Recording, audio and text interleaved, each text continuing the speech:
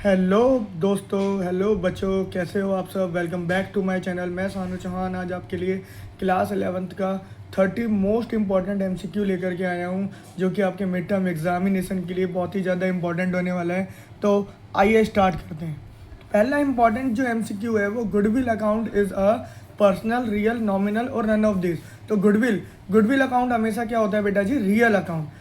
तो मैं आपको थोड़ा सा और एक्सप्लेन कर देता हूँ। जितने भी असेट्स होती है वो हमारे जो हैं रियल अकाउंट्स में आती है, और लाइबिलिटीज़ भी हमारे रियल अकाउंट में आती है, और खर्चे हमारे नॉमिनल अकाउंट्स में जाते हैं, और इनकम और बाकी पर्सनल अकाउंट्स में।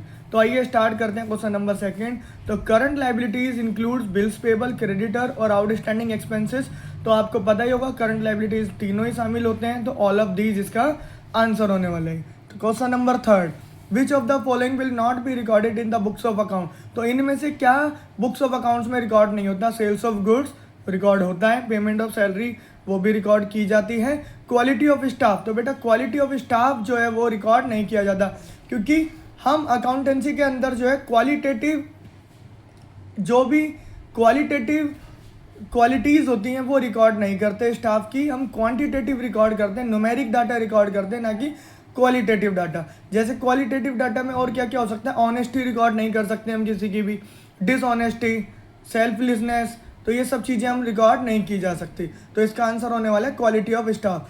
क्वेश्चन नंबर फोर है, which of the following is not an internal user of financial statement. तो इनमें से कौन इंटरनल यूजर नहीं है फाइनेंशियल स्टेटमेंट्स को देखने का।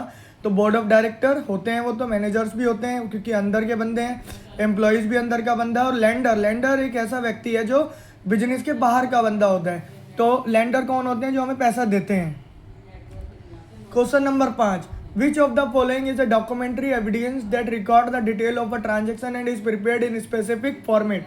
तो इनमें से कौन सा डॉक्यूमेंट्री एविडेंस होता है जो स्पेसिफिक फॉर्मेट में प्रिपेयर किया जाता है। जैसा कि आपको ऑप्शन देखिए पता चल रहा है बेटा जी, जर्नल, लेजर, वाउचर और डेटर। तो वाउचर इसका आंसर होने वाला है। क्वेश्चन नंबर 6, परचेज अकाउंट मैंने आपको थोड़ी देर पहले बताया था कि भाई personal, real, nominal, none of this. तो पर्सनल अकाउंट नॉमिनल होने वाला है, क्योंकि परचेज हमारा जो है खर्चा होता है। तो परचेज अकाउंट क्या होने वाला है, नॉमिनल। तो क्वेश्चन नंबर 7, तो विच of the following is not a function of accounting. इनमें से कौन सा अकाउंटिंग का फंक्शन नहीं है। तो अकाउंटिंग के फंक्शन बेटा जी क्या होते हैं, recording, classifying, summarising and interpretation. तो आइए देखते हैं क्या ऑप्शन है। रिकॉर्डिंग भी है, क्लासिफाइंग भी है, समराइजिंग भी है, but budgeting is not a part of function of accounting.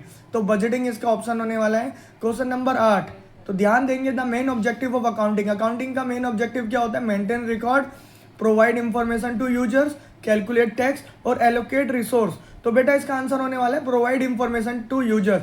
तो जो हमारा अकाउंटिंग का मेन इंफॉर्मेशन होता है वो प्रोवाइड करना होता है इंफॉर्मेशन यूजर्स को, ताकि वो इन्वेस्ट कर सकें।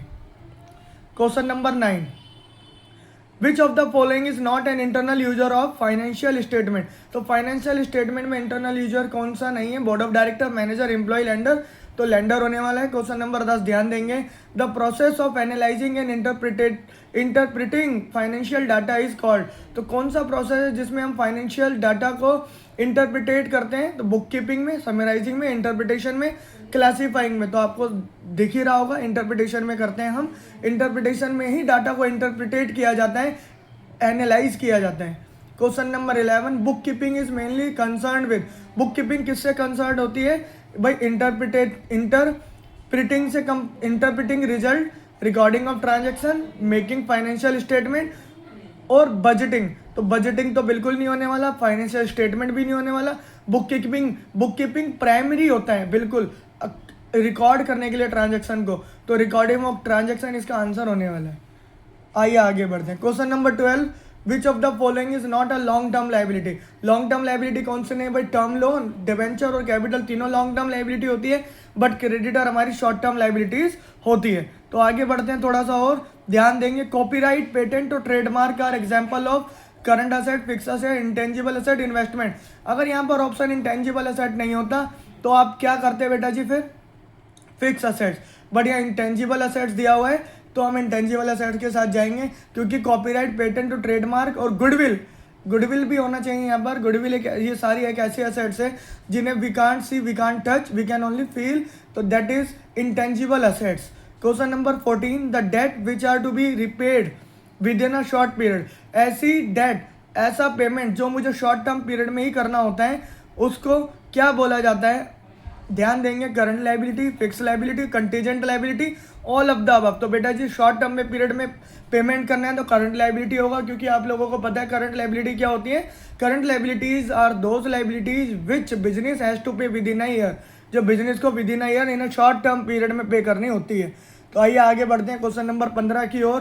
तो during the life time of an entity, एक एंटिटी की लाइफ टाइम में accounting procedure financial statement in accordance with which of the following accounting concept. तो कौन से अकाउंटिंग कॉन्सेप्ट से चलते हैं हम बेटा जी? जैसे कि आपको पता होगा मैचिंग, कंजर्वेटिव, अकाउंटिंग पीरियड और कॉस्ट। तो हम इसमें अकाउंटिंग पीरियड आपके पास दो होते हैं, एक अप्रैल टू मार्च और एक जैन टू दिसंबर, फाइनेंशियल और कैलेंडर। तो अब एक्चुअल में हम ज़्यादातर जो है फाइनेंशियल ही अकाउंटिंग ईयर को फॉलो करते हैं, तो इसलिए हमने आंसर होगा हमारा accounting period. Question number 16, meaning of credibility of going concern. भाई गोइंग कंसर्न की क्या क्रेडिबिलिटी होती है?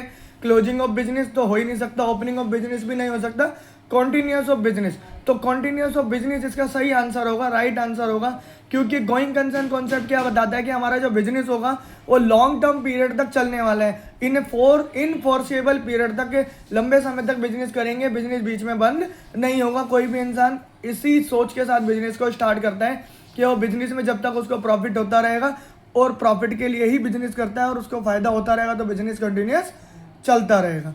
Question number 17, the amount drawn by businessman for his personal use. तो बेटा ड्राइंग होने वाला है। ड्राइंग क्या होता है? Drawing is the amount which is withdrawn by business man for his personal purposes, तो उसे ड्राइंग बोला जाता है। अगर हम कैपिटल की बात करें तो capital is the amount which introduce by owner to start a business, उसे हम कैपिटल कहते हैं। आगे बढ़ते हैं question number 18, omission of paise and showing round figure. बेटा जो पैसे को हम राउंड फिगर कर देते हैं in financial statement is based on, जैसे कि 7.56, 8.56 को हम 9 कर देते हैं, 11.12 को 11.56 को हम 12 कर देते हैं, तो 0.5 से ऊपर हम राउंड कर देते हैं, क्योंकि पॉइंट्स में नहीं लिखते अकाउंटेंसी के अंदर। तो कौन सा कॉन्सेप्ट के अंदर आता है वो? कंजर्वेटिव, कन्वेंशन, कंसिस्टेंसी, मटेरियलिटी और मनी मेजरमेंट। तो बेटा वो कंजर्वेटिव कन्वेंशन के अंदर आता है। Question number 19, which of the following is entered in cash book. तो इनमें से कौन सा कैश बुक के अंदर एंट्री की जाती है?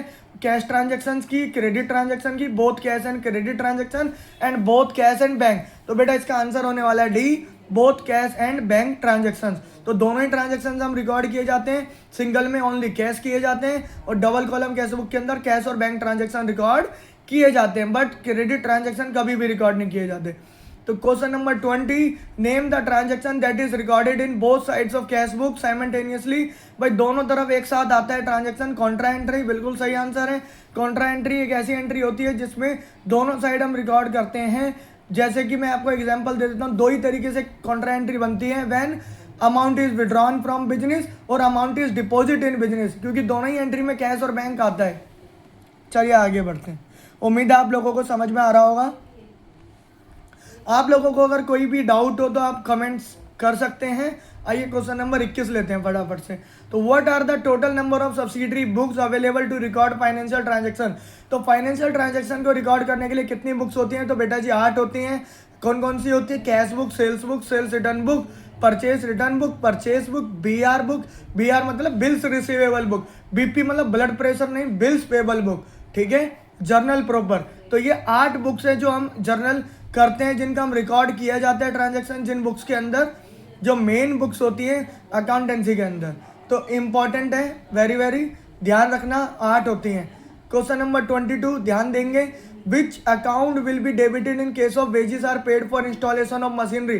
भाई मशीनरी को इंस्टॉल करते हैं जब हम, तो कौन सा अकाउंट डेबिट किया जाता है? मशीनरी, इंस्टॉलेशन, वेजेस और कैश। तो बेटा जी सिंपल है, मशीनरी अकाउंट डेबिट किया जाता है, क्योंकि इंस्टॉलेशन से जब हम इंस्टॉल करते हैं तब वेजेस पे की जा रही है, तो वो उसकी कॉस्ट में, मशीनरी की कॉस्ट में एड ऑन हो जाती है, तो इसलिए machinery account will be debited. तो एंट्री विल मेड कि भाई machinery account debit to cash. Question number 23 ध्यान दीजिएगा, passbook is a copy of, किसकी कॉपी होती है? पासबुक किसके पास होती है बेटा? कस्टमर के पास होती है। तो सिंपल है, इसका आंसर कस्टमर होने वाला है। Question number 24, bank reconciliation statement compares a bank statement with cash payment journal, cash receipt journal, financial statement और कैश बुक। सिंपल सी बात है, बीआरएस जो कंपेयर किया जाता है बैंक स्टेटमेंट से कैश बुक को किया जाता है। तो उम्मीद है आप लोगों को समझ आ पा रहा होगा। तो क्वेश्चन नंबर 25 ये रहा, ध्यान दीजिएगा। Credit balance as per passbook, passbook का क्रेडिट बैलेंस अनफेवरेबल बैलेंस होता है, बी फेवरेबल बैलेंस होता है, both A and B, D none. भाई सी और डी तो हो ही नहीं सकता, 50-50 कर लो चाहे तो तो आइए क्वेश्चन नंबर ए और बी में चूज करते हैं। तो बेटा फेवरेबल बैलेंस होता है, क्रेडिट बैलेंस उसका जो होता है पासबुक का वो बैलेंस होता है, डेबिट बैलेंस जो है अनफेवरेबल होता है, ओवरड्राफ्ट होता है। फेवरेबल हम बैलेंस को बोल रहे हैं, अनफेवरेबल हम ओवरड्राफ्ट को बोलते हैं। क्वेश्चन नंबर 26 असर्शन और रीजनिंग के क्वेश्चन है, ध्यान दीजिएगा, इंपॉर्टेंट है। तो the financial statement do not reflect the true position of a business. पहला स्टेटमेंट क्या बोल रहा है भैया, वो कि जो फाइनेंशियल स्टेटमेंट है वो रिफ्लेक्ट नहीं करता ट्रू पोजीशन बिजनेस की, तो गलत बात है, करता है भाई। Reasoning accounting information is sometime based on estimates, ये भी बात है भाई। पहला option both A and R correct, तो बिल्कुल सही बात है कि भाई ए और आर करेक्ट है और आर इज द करेक्ट, बिल्कुल ए ही ऑप्शन होने वाला है। क्यों होने वाला है, देखो जी, among the other factor accounting information is sometime based on estimate, बिल्कुल एस्टिमेट पे बेस होता है, क्योंकि हम प्रीपेड की बात करते हैं, आउटस्टैंडिंग की बात करते हैं, जो फ्यूचर में होने वाला है ना, उन ट्रांजेक्शन को भी रिकॉर्ड किए जाते हैं, एक्रूअल बेसिस पर रिकॉर्ड किए जाते हैं, कैश बेसिस पर रिकॉर्ड नहीं किए जाते, इसलिए हम इसको फ्यूचर स्टिक भी कह सकते हैं। थोड़ा सा कुछ हम लेते हैं एस्टिमेशन कि अंदाज़ा, ध्यान देते हैं। क्वेश्चन नंबर 27 बहुत ही इंपॉर्टेंट है, देख के ही पता चल रहा होगा, आसान भी है कि ऐसे क्वेश्चन भी आ जाते हैं, आपको 4 जर्नल एंट्री दे देता है, उनमें से एक करेक्ट होती है। तो Ram sold goods to Rahim on credit, Ram ने रहीम को माल बेचा, तो भाई रहीम टू सेल होनी चाहिए। तो आप देख लीजिए कौन सा ऑप्शन है भाई, रहीम टू राम होएगा नहीं, राम टू रहीम होगा नहीं, सेल टू रहीम होगा नहीं, तो option number D will be the correct, Rahim to sales. बहुत बार बेटा जी क्या होता है कि अमाउंट में भी गड़बड़ हो जाती है, तो ध्यान से देख के चलना। आइए आगे बढ़ते हैं।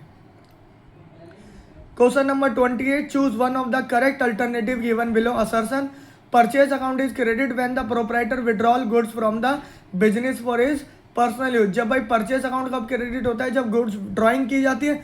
सही बात बोल रहे हैं भाई कि भाई एंट्री बनती है drawing account debit to purchase. Reason में आर में बोल रहा है purchase account is credit because as a result of withdrawal of goods net amount of purchase of the business is reduce. Both A and R correct, R दूसरा option बोल रहा है वो both A and R correct but R is not correct explanation.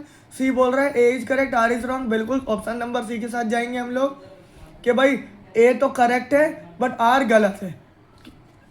Question number 29 तो बहुत important है, ध्यान देंगे। The process of recording a business transaction in the journal के अंदर जो बिजनेस ट्रांजेक्शन को हम रिकॉर्ड करते हैं उसे क्या बोला जाता है बेटा जी, costing, B posting, C balancing, D journal, बिल्कुल जर्नल ही बोलेंगे तो जर्नलाइज।